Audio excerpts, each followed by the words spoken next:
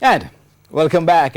Reggae Girlz ace striker Khadija Bonnie Shaw today confirmed that some members of the team have received half the payment they're owed by the Jamaica Football Federation.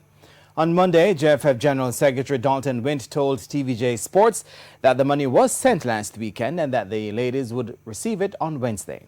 Now, President of the JFF, Michael Ricketts, also assured that the players would receive the other half of the monies owed within the first week of October, once the JFF received funds from FIFA at the end of September. However, Shaw says the JFF is in breach of contract and the players' stance remain. Shaw and other members of the Reggae Girlz posted on social media on Monday threatening to withdraw their services if they did not receive or don't receive outstanding payments from the Federation.